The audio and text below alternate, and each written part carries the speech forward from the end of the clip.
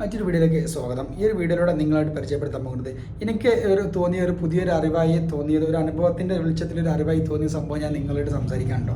അതായത് ഞാൻ നിലവിൽ പ്ലംബിങ്ങിൻ്റെ വർക്ക് ചെയ്തൊരു സൈറ്റ് ഏകദേശം ഒരു 6 മാസമായിട്ട് ഞാൻ വർക്ക് ചെയ്ത് ടാങ്കിൽ നിന്നുള്ള ലൈനുകളും അതുപോലെ തന്നെ മുകളിലെ ടോയ്ലറ്റിൻ്റെ ലൈനുകളൊക്കെ കംപ്ലീറ്റ് ആയിട്ട് ഇറക്കി വെച്ച സൈറ്റിൽ നിന്ന് എനിക്ക് ക്ലയൻറ്റ് വിളിച്ചിട്ട് പറഞ്ഞു, നിലവിൽ നമ്മളവിടെ വെച്ചിട്ടുള്ള ക്ലാമ്പുകളും അതുപോലെ തന്നെ വാഷറും നെട്ട് ബോൾട്ടുകളൊക്കെ റെസ്റ്റ് പിടിച്ചിട്ടുണ്ടെന്നാണ് എനിക്ക് ക്ലയൻറ്റ് വിളിച്ചു പറഞ്ഞു. ആ സമയത്ത് ഞാൻ സൈറ്റിൽ പോയ സമയത്ത് ശരിയാണ്, അതുപോലെ തന്നെ ആ നെട്ട് ബോൾട്ടും അതുപോലെ തന്നെ യു ക്ലാമ്പ് കാര്യങ്ങളൊക്കെ റെസ്റ്റ് പിടിച്ചിട്ടുണ്ട്. അപ്പോൾ ഞാൻ എന്നോട് പറഞ്ഞത് ഇങ്ങനെ ചേഞ്ച് ചെയ്യണമെന്ന് പറഞ്ഞ സമയത്ത് ഞാനൊന്ന് തട്ടിപ്പോയി. കാരണം അത് ഇത്ര പെട്ടെന്ന് റെസ്റ്റ് പിടിക്കാനുള്ളൊരു കാര്യം എന്താണെന്നുള്ളത് എനിക്കും ഒരു ആശങ്ക വന്നു. ആ സമയത്ത് ഞാൻ എന്ത് ചെയ്തു, ജസ്റ്റ് ഒന്ന് ഗൂഗിൾ ചെയ്ത് നോക്കിയ സമയത്താണ് എനിക്ക് മനസ്സിലായത് ഒരു കാരണവശാലും GIയും SS തമ്മിൽ ഒരിക്കലും കണക്ട് ചെയ്യാൻ പാടില്ല എന്നുള്ളത്.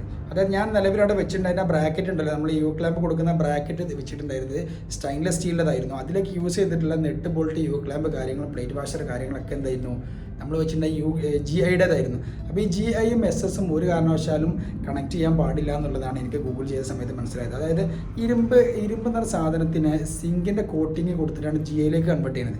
ആ സമയത്ത് ഈ സ്റ്റെയിൻലെസ് സ്റ്റീലും ഈ സിങ്ക് മെറ്റീരിയലും കൂടി എന്ത് ചെയ്യും, കണക്ട് ചെയ്യുന്ന സമയത്ത് ആ ഭാഗങ്ങൾ പെട്ടെന്ന് റെസ്റ്റ് പിടിക്കും.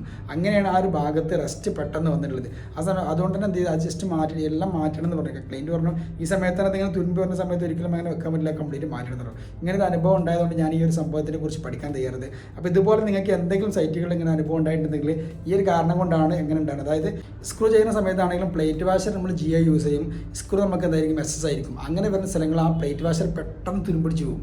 അങ്ങനെയുള്ള സംഭവങ്ങൾ ഉണ്ടാവും. നിങ്ങൾ ആരെങ്കിലും നോട്ട് ചെയ്തിട്ടുണ്ടെന്ന് എനിക്കറിയാം. ഞാനിങ്ങനെ ഒരു അനുഭവം ഉണ്ടായതുകൊണ്ടാണ് ഞാൻ ഇതിനെക്കുറിച്ച് പഠിച്ചത്. അപ്പോൾ നമുക്ക് ഒരു അനുഭവം ഉണ്ടാകുന്ന സമയത്താണല്ലോ നമ്മൾ അതിനെക്കുറിച്ചൊക്കെ പഠിക്കുക. അപ്പോൾ ഇങ്ങനെ ഒരു അറിവ് എനിക്ക് കിട്ടിയതുകൊണ്ട് ഞാൻ കണ്ടെത്തിയ സമയത്ത് ഇങ്ങനെ ഒരു അറിവ് എനിക്ക് കിട്ടിയതുകൊണ്ട് അത് നിങ്ങളിലേക്ക് ഞാൻ ഷെയർ ചെയ്യണം. അപ്പോൾ നിങ്ങൾക്ക് വീഡിയോ ഇഷ്ടപ്പെട്ടിട്ടുണ്ടെങ്കിൽ വീഡിയോ ലൈക്ക് ചെയ്യാനും ഷെയർ ചെയ്യാനും കമൻറ്റ് ചെയ്യാനും മറക്കരുത്.